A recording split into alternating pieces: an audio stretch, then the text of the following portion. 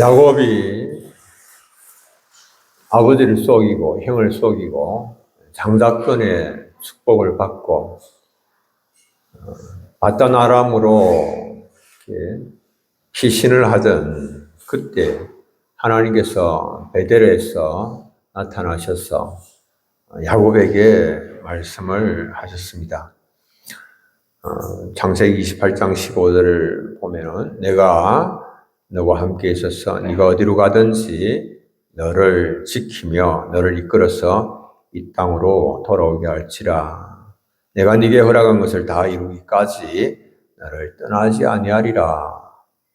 그렇게 하나님께서 말씀을 하셨는데 말씀하신 그대로 하나님께서 바단 아람에 있는 그곳에서 생활하던 야곱과 함께 하셨고 그를 지키셨고 보호하셨고 그리고 마침내 가나안 땅으로 돌아오도록 그렇게 인도를 하셨습니다. 힘들고 어려운 그 타향살이 하는 동안에 그 야곱에게는 이 말씀이 굉장히 큰 힘이 되었을 것입니다. 바단 아람에서 보내는 그 야곱의 일상은 굉장히 힘든, 기나긴 약 20년 동안 그곳에서 보냈는데요. 굉장히 힘든 그런 세월이었습니다. 단적으로 우리가 알 수 있는 것은 외삼촌 라반이 야곱에게 품삯을 정하였지만은 그것을 10번이나 바꾼 것, 변경한 것을 보면 알 수가 있는 그런 것이죠. 자신은 자신의 아버지와 형을 속이고 심지어는 또 하나님의 이름을 걸고 거짓말을 하면서까지 축복을 받았지만 그러나 이 자신도 또 바단 아람에서 외삼촌으로부터 계속해서 속임을 당하는 고통스러운 그런 시간들을 보낸 것을 알 수가 있습니다. 형과 아버지에게 행하였던 그대로 자신도 돌려받는 그런 삶인 것을 알 수 있죠. 그러나 이 베델의 하나님은 고통의 현장에서도 야곱과 함께 하셨습니다. 하나님은 그가 해를 당하지 아니하도록 지키셨고 그리고 보호하시고 인도하셔서 마침내 야곱이 거부가 됐습니다. 엄청난 부자가 되었습니다. 그 일을 두고는 이 야곱의 사촌들이 말하기를 자기 아버지 재산을 빼앗아서 재산으로 소유로 인하여서 이렇게 야곱이 재물을 많이 모았다라고 비난을 했고 외삼촌 라반의 안색도 영 좋지 않습니다. 과거에 야곱을 바라보던 그런 눈길과 전혀 다른 모습을 보게 되는 것입니다.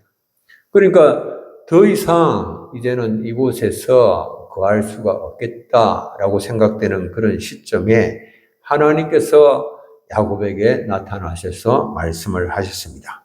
창세기 31장 3절에 보면 여호와께서 야곱에게 이르시되 네 조상의 땅, 네 족속에게로 돌아가라. 내가 너와 함께 있으리라. 하나님께서 함께 하실 것을 약속을 하시면서 족속의 땅, 그곳 가나안이죠. 하나님께서 약속하신 그 약속의 땅으로 돌아갈 것을 말씀을 하십니다. 오늘 본문은 이 가나안으로 돌아가는 도중에 야곱이 하나님의 사자를 만나게 되는 장면으로 시작됩니다. 하나님의 사자들은 하나님의 군대였습니다. 하나님께서 야곱에게 하나님의 군대를 보내셨습니다. 군대를 보내신 목적이 무엇이겠습니까? 하나님께서 군대를 보내셔서 야곱을 늘 지켜주시겠다라고 하는 그런 뜻이겠죠. 우리 옛말에 야시를 피하니까 호랑이를 만난다라고 하는 그런 속담이 있지 않습니까? 그것과 딱 들어맞는 것처럼 들어맞는 그런 일이 야곱에게 생기는데 외삼촌 라반을 피하여 가니까 이제 형 에서가 복수의 칼날을 갈고 품고 야곱을 기다리고 있는 겁니다. 실제로 형 에스가 400명의 용사를 거느리고 자신을 치러 온다라고 하는 그런 소식을 접하게 되는 겁니다.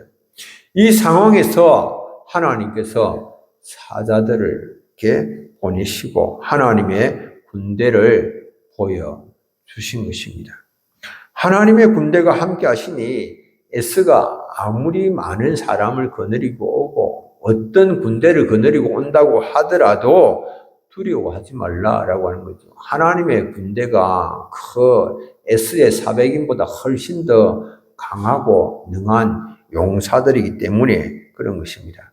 바담 아람에서 함께 하시고 거부가 되게 하신 그 하나님, 라반의 추격으로부터 구해주셨던 것처럼 앞으로 야곱이 당하게 되는 모든 위험으로부터도 지켜주실 것을 군대를 보내셔서 보여주심으로써 보장을 해 주시는 겁니다.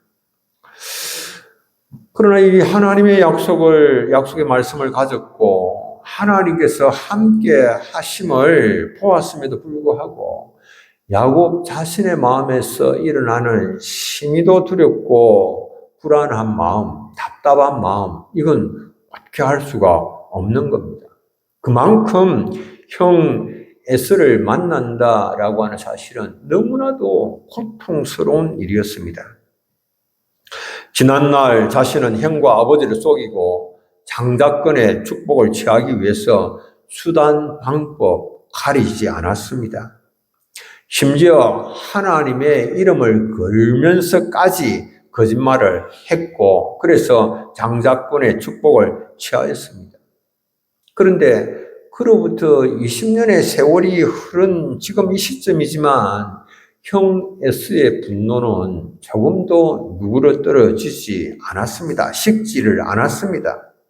그동안 에스는 원한을 품고 자신의 동정, 야곱의 동정을 계속해서 살피고 있었음이 지금 드러나고 있는 그런 시점입니다.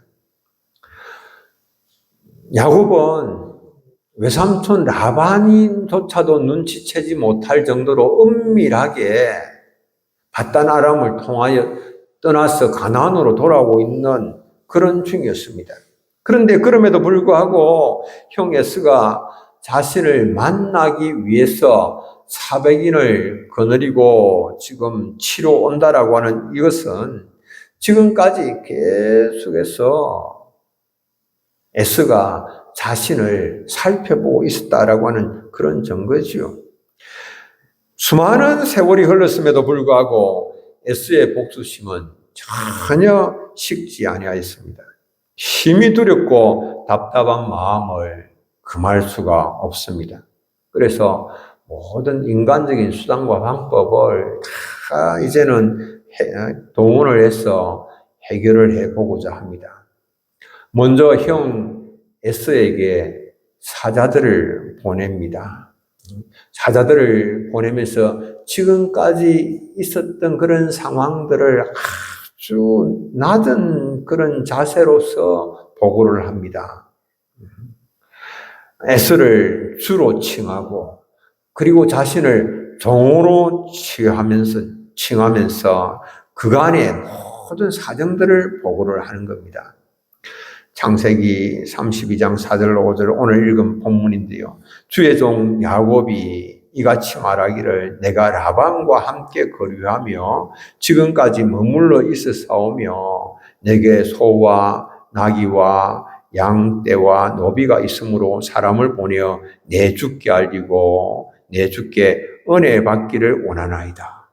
자신을 종으로 그리고 에스를 주로 칭하면서 지금까지 이렇게 해서 재산을 많이 모았고 이 재산의 일부를 지금 형에게 주기를 원한다. 선물로 주기를 원하고 그래서 그 형의 분노를 좀 누그러뜨리고 싶다라고 하는 그런 마음을 이제 사자들을 통하여서 전달을 하는 것입니다. 그러나 그들로부터 듣게 되는 소식은 다른 것이 아닌 형 에스가 400명을 거느리고 야곱을 만나러 온다라고 하는 겁니다. 이 원한을 품고 있는 400명의 용사들, 이거 어떻게 감당을 할 수가 있겠습니까? 감당이 불감당인 거죠. 그러니까 힘이도 두렵습니다. 그래서 야곱은 자신이 거느리고 있던 식솔들을 두 떼로 나누었습니다. 만약에 에스가 한 떼를 친다면 나머지 한 떼는 피하겠다라고 하는 겁니다. 반이라도, 반타작이라도 하고 반이라도 건지겠다라고 하는 그런 생각이죠. 자신의 능력으로 에스의 보복에 대비할 수 있는 모든 방법들을 다 동원을 해보는 겁니다.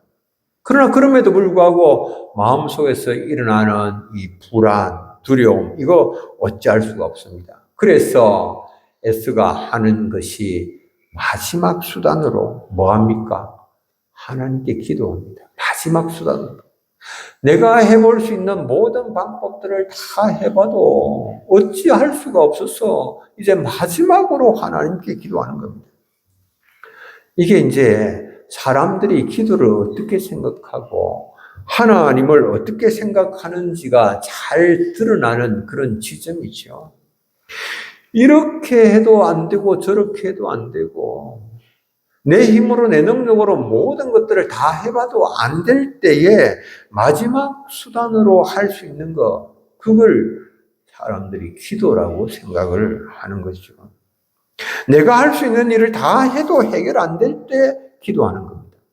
그런데 우리가 믿는 사람들은 이걸 바꿔야 됩니다. 이것저것 다 해봐도 안 되니까 기도하는 것이 아니라 가장 우선적으로 하나님 앞에 무릎 꿇고 기도해야 되는 거죠. 계획을 세우기 전에 하나님 앞에 기도하고 하나님의 인도함을 받아야 되는 일이죠. 행동하기 전에 기도하고 하나님의 인도함을 받아야 됩니다. 기도 가운데 자신의 부족함과 연약함을 고백할 수가 있어야 됩니다. 하나님의 은혜와 하나님의 도우심이 없다면 나는 아무것도 할 수 없는 연약한 자임을 기도 가운데 고백해야 됩니다.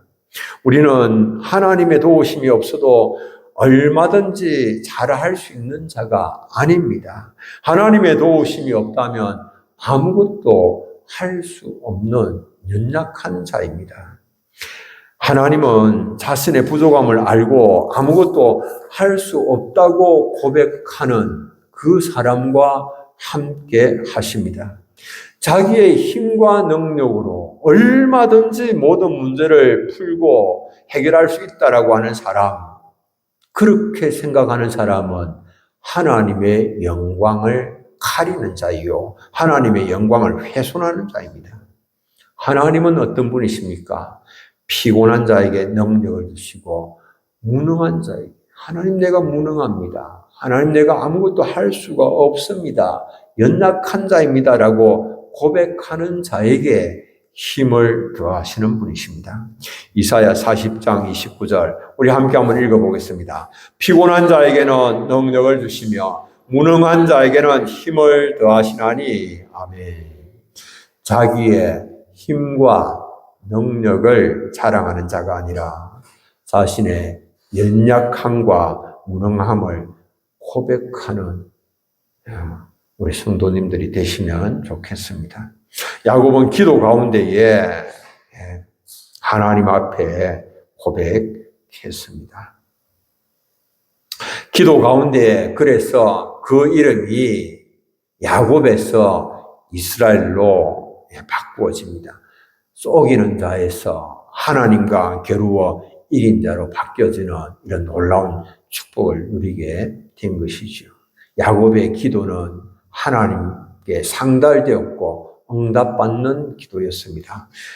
우리는 이 야곱의 기도를 통하여서 과연 응답받는 기도는 어떤 기도인가라고 하는 것을 생각을 하게 됩니다. 응답받는 기도는 첫 번째, 하나님의 약속에 근거하여 구하는 기도입니다. 하나님의 약속. 하나님 앞에 기도할 때에 내 생각대로, 내 원함대로 풀어놓을 수 있지만 그렇게 하는 것이 아니라 하나님의 약속에 따라서 내가 하나님 앞에 구하는 것이지요. 오늘 우리가 창세기 32장 9절을 보면 야곱이 또 이르되 내 조부 아브라함의 하나님, 내 아버지 이삭의 하나님 여호와여 주께서 전에 내게 명하시기를 네 고향 네 족속에게로 돌아가라. 내가 네게 은혜를 베풀리라 하셨나이다. 야곱이 지금 기도하는 것은 하나님께서 내게 이렇게 말씀하셨지 않습니까? 하나님께서 내게 이렇게 약속하셨지 않습니까? 내가 지금 하나님의 명령에 따라서 지금 가나안 땅으로 내가 난 곳으로 돌아가고 있지 않습니까? 그런데 하나님 이렇게 형의 스가 400인의 용사들을 거느리고 나를 치려고 내려오기 때문에 내가 심히도 답답하고 두려운 가운데 처하여 있습니다. 하나님 이 문제를 하나님 말씀하심을 따라서 진행하고 있는데 어떻게 이런 어려움을 내가 만나고 있는데 버려두실 수가 있습니까? 하나님께 그렇게 구하고 있는 것이죠. 자신은 조상들의 언약을 계승하였고 그리고 하나님께서 자신에게도 조상들에게 언약하신 것처럼 그렇게 또 은혜를 베푸실 것을 약속을 해 주셨지 않습니까? 이렇게 이야기를 하는 것입니다. 하나님은 그 말씀하신 바를 행하지 않으시거나 하신 말씀을 실행하지 않으실 수가 없는 분 아닙니까? 말씀하신 바 그대로 하나님 하셔야 되는 분이지 않습니까? 민수기 23장 19절에 하나님 사람이 아니시니 거짓말하지 않으시고 인생이 아니시니 구애가 없으시도다. 어찌 그 말씀하신 바를 행하지 아니하시며 하신 말씀을 실행하지 아니하시냐? 하나님 어떻게 그 하신 말씀을 실행치 아니할 수가 있겠습니까? 하나님 그건 아니지요. 그러므로 은혜를 베푸셔서 이 두려움을 극복하게 하나님 도와주십시오. 그렇게 간구하는 것입니다. 온갖 두려움이 사람들의 마음을 공격합니다. 성경에는 우리에게 주시는 수많은 약속들이 있습니다. 특별히 두려워하지 말라라고 하는 말씀은 365회나 등장한다라고 말을 합니다. 문제를 보고 두려워하는 것이 아니라 두려워하지 말라라고 말씀하시는 전능하신 하나님을 신뢰함으로 두려움을 이겨나가야 됩니다. 여러분들 우리가 두려움에 눌림당하면 절망에서 벗어날 길이 없습니다. 두려워하지 말라고 말씀하시는 그 전능하신 하나님을 신뢰하심으로 두려움을 극복해내야만 하는 겁니다. 루마니아의 리차드 범브란트 목사가 26살에 기독교인이 되었습니다. 유대계 루마니아인입니다. 공산주의를 반대하다가 붙잡혀서 1648년에 6년간 감옥살이 했는데 풀려났다가 3년 후에 또다시 붙잡혀서 또 6년간 수감 생활을 하게 됐습니다. 감옥 안에서 너무나도 두려워서 매 순간 엄습하는 이 두려움을 극복하기 위해서 기도하고 또 성경을 읽었습니다. 성경을 꾸준히 읽고 묵상을 했습니다. 그러는 가운데에 이 신구약 성경에 나오는 두려워하지 말라라고 하는 이 말씀을 이제 세기 시작을 했습니다. 세어보니까 365번 나온다. 하나님은 하나님의 자녀들에게 1년 365일 날마다 두려워하지 말고 매 순간 하나님을 신뢰하고 하나님께 감사하면서 하나님의 자녀답게 담대하고 활기차게 살라. 이렇게 말씀하시는 겁니다. 여러분들 많은 두려움들 때문에 힘드시고 어려우시죠. 어떤 위기를 만날지라도 두려워할 필요가 없습니다.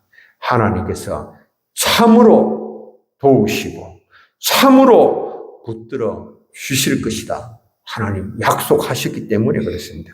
이사야 41장 10절 우리 함께 한번 읽습니다. 두려워하지 말라. 내가 너와 함께 함이니라. 놀라지 말라. 나는 내 하나님이 됨이라. 내가 너를 굳세게 하리라. 참으로 너를 도와주리라. 참으로 나의 어려운 오른손으로 너를 붙들리라. 아멘. 참으로 너를 도와주리라. 참으로 나의 어려운 오른손으로 너를 붙들리라. 하나님께서 말씀하십니다. 연약한 가운데 있을지라도 두려워할 필요가 없습니다. 병약한 가운데 있을지라도 육체의 가시로 인하여 고통 가운데 있을지라도 두려워할 필요가 없습니다. 주의 은혜가 나와 함께 하기 때문에 그렇습니다. 어떤 육체의 가시 앞에서도 우리가 두려워할 것이 없는 것은 주께서 더 강한 능력으로 우리와 함께 하시고 붙들어 주시기 때문에 그렇습니다. 사도 바울은 이렇게 고백합니다. 고린도후서 12장 9절 함께 한번 읽습니다. 나에게 이르시기를 내 은혜가 네게 족하도다. 이는 내 능력이 약한 데서 온전하여짐이라 하신지라. 그러므로 도리어 크게 기뻐함으로 나의 여러 약한 것들에 대하여 자랑하리니 이는 그리스도의 능력이 내게 머물게 하리 함이라. 아멘. 족한 하나님의 은혜, 담이 없는 하나님의 은혜, 더 강한 능력으로 우리와 함께 하시는 하나님의 은혜. 여러분들, 이 하나님의 은혜가 우리와 함께 하기 때문에 내가 연약함이 있어도 한번 두려워하지 마십시오. 하나님께서 얼마든지 연약한 나를 통하여서도 하나님 능력을 나타내시고 더 큰 일들을 이루시고 영광을 받으십니다.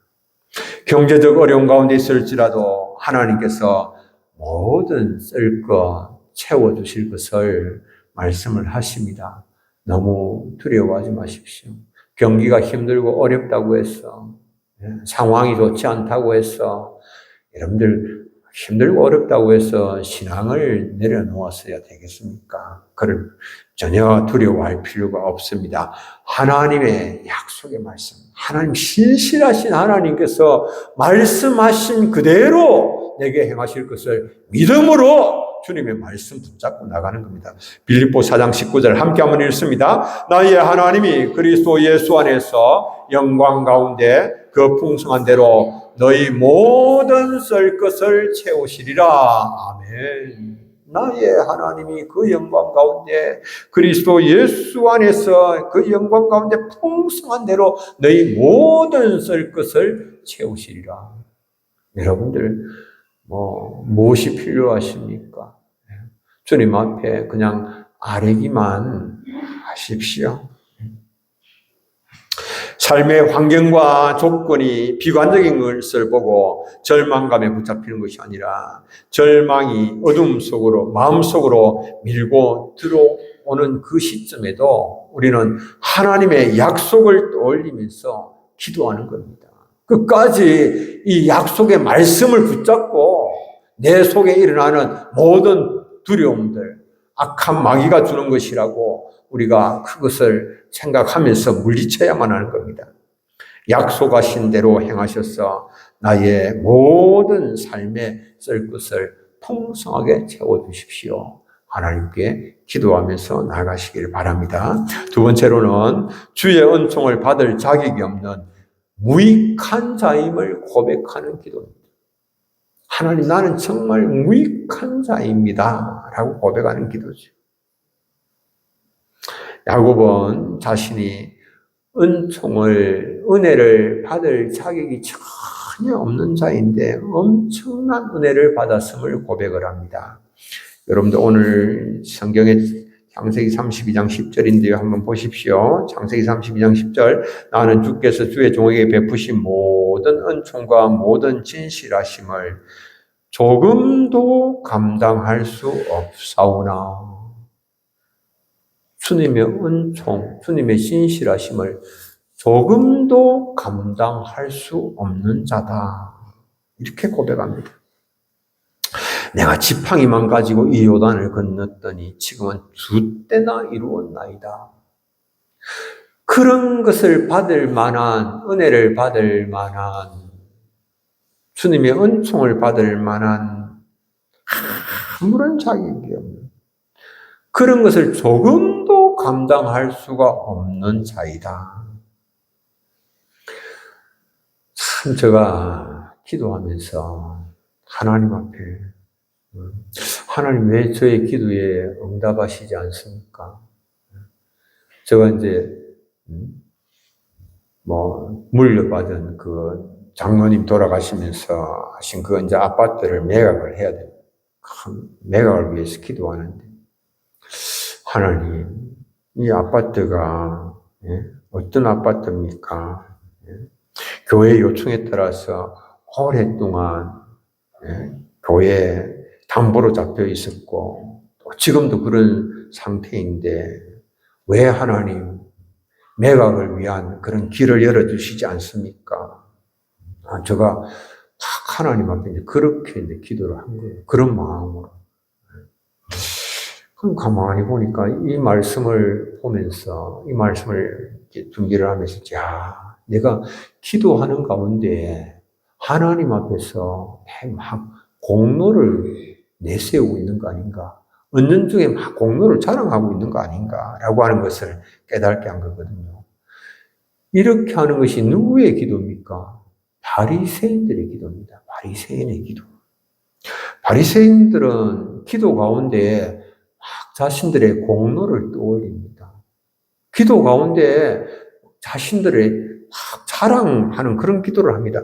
누가복음 18장 11절 12절 바리새인은 서서 따로 기도하여 이르되 하나님이여 나는 다른 사람들 곧 토색 불이 간음을 하는 자들과 같지 아니하고 이 세리와도 같지 아니함을 감사하나이다. 나는 일회에 2번씩 금식하고 또 소득의 11조를 드리나이다. 일주일에 2번씩 금식 기도하는 자신의 공로, 11조 드리는 거, 이런 건 공로. 이것을 기도 가운데 하나님 앞에 드러내면서 무엇을 말합니까? 나는 기도할 만한 자이지 않습니까? 나는 응답받을 만한 자격이 있지 않습니까? 이런 거 이야기를 하는 겁니다. 나는 기도 응답받을 만하고, 하나님 앞에 구할 만하고, 그런 자격이 있고, 그런 공로가 있는 자입니다. 라고 하는 것을 이야기하는 거죠. 바리새인처럼 우리도 자신의 이런 공로, 자신의 헌신, 자신의 섬김, 이거 막 내세우려고 하는 그런 경향이 있습니다. 하나님의 공급하심과 하나님의 채우심을 경험하고자 한다면 나는 전혀 은혜 받을 만한 자격이 없는 자입니다. 이 사실을 먼저 깨달아야 됩니다. 이 사실을 고백할 수 있어야 됩니다. 세리는 멀리 있어서 감히 눈을 들어서 하늘을 쳐다보지도 못하고 가슴을 치면서 하나님이여 불쌍히 여기소서 나는 죄인이로소이다. 하나님 앞에 어렵다함을 받은 사람이 누굽니까? 바리새인입니까? 아니죠. 세리지요. 우리가 하나님 앞에 응답받고자 할진데 이 세리의 고백이 우리의 고백이 되어야 됩니다. 주님, 나를 불쌍히 여겨주옵소서. 나는 죄인입니다. 나는 주의 은총을 조금도 감당할 수가 없는 자입니다. 고백할 수 있어야 됩니다. 그 기도를 하나님께서 들으시고 응답을 하시는 것입니다. 마지막으로 하나님께서 들으시는 기도는 하나님의 영광을 구하는 기도입니다. 하나님의 영광. 겉으로 보면 야곱의 기도는 두려움에 붙잡혀서 하나님께 기도하는 것 같습니다. 여러분들 창세기 32장 11절 보십시오. 성경에 내가 주께 간구하오니 내 형의 손에서 에서의 손에서 나를 건져내시옵소서. 내가 그를 두려워하면 그가 와서 나와 내 처자들을 칠까 겁이 나기 때문이다. 겁납니다. 하나님 두렵습니다. 겉으로 보니까 겁나고 두려워서 하나님 앞에 기도하는 것 같죠. 그러나 그의 기도는 단순히 가장으로서 가정을 지키고자 하는 그런 책임감에서 비롯된 것이 아닙니다. 만약에 에스가 자신의 처자들을 친다라고 하면 하나님의 약속이 어떻게 되겠느냐라고 하는 겁니다. 네? 처자들을 친다면 하나님의 약속이 어떻게 될 것인가? 주님께서 말씀하신 그것이 허언으로 돌아가게 될 것이 아닌가? 하나님의 영광이 훼손될 것이 아닌가? 뭐라고 하나님 약속하셨습니까? 그 후손으로 말미암아 천하 만민이 복을 받게 될 것을 말씀하셨는데, 그런데 그 처자들을 다 쳐버리면 어떻게 되겠는가? 예. 오늘 12절에 주께서 말씀하시기를 내가 반드시 네게 은혜를 베풀어 네 시로 바다에 셀 수 없는 모래와 같이 많게 하려 하셨나이다. 그 시로 말미암아 후손들이 바다의 모래와 같이 많게 할 것을 말씀하셨는데 그 처자들을 다 쳐버리면 그러면 어떻게 될 겁니까?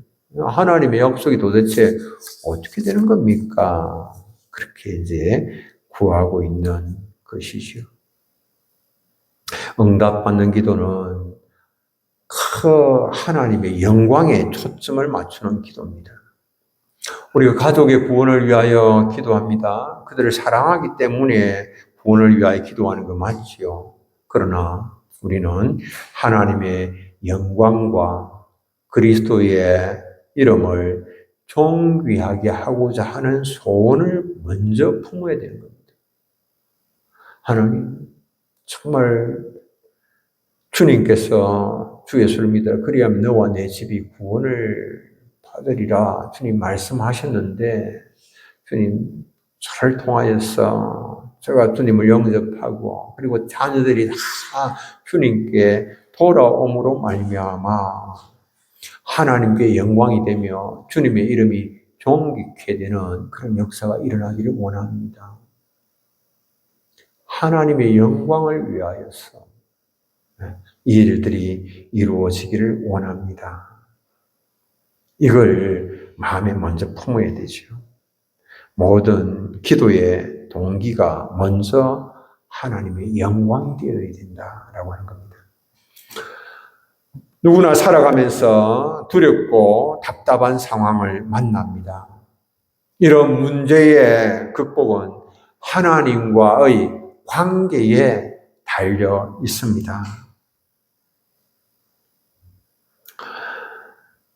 영적 싸움에 승리해야 에스를 만나도 우리가 감당해낼 수가 있는 것입니다. 우리를 두렵게 하는 에서 우리가 만날 때에 담대한 마음으로 만나고 승리할 수 있는 것은 하나님과의 관계에 달려 있습니다.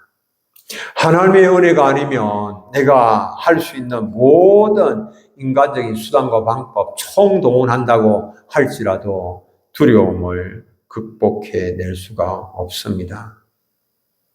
그런데 그러면 기쁨도 없고 만족도 없고 정말 우리의 삶이 한평생 살아도 여러분들 정말 늘 눌림당하고 쪼들린 가운데 살 수밖에 없습니다. 그런데 언약에 전능하신 하나님께 자신의 또 전적 무능력을 고백하고 하나님의 영광을 구하는 가운데에 주님 앞으로 나아가면 모든 주께서 우리에게 두려움과 공포들을 극복하게 하시고 또 하나님께서 기뻐하시는 풍성한 열매 있는 삶을 살게 하십니다. 이런 삶을 또 꿈꾸시고 나아가시는 복된 삶이 되시기를 바랍니다. 우리 찬송 한 장 부르고 함께 기도하겠습니다. 365